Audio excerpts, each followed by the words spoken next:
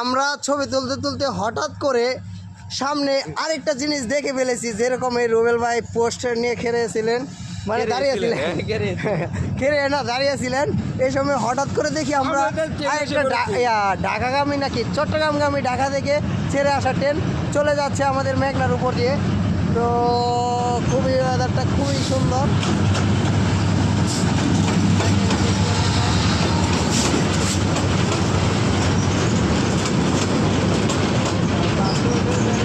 আন্তনগর train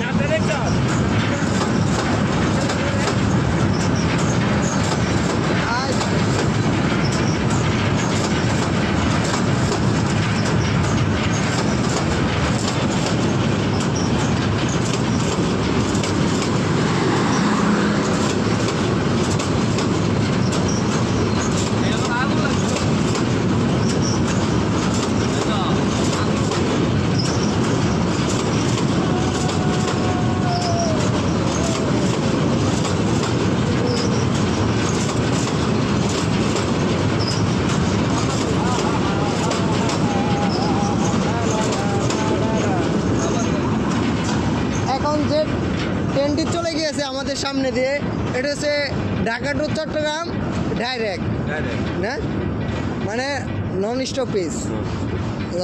এখন আবার আমরা সে আগের প্লেসে চলে যাবো, হচ্ছে ডাইরেক্টলি ছবি তুলবো। ছবি তুমি পোস্টার নিয়ে দাঁড়াও। ওকে ওকে।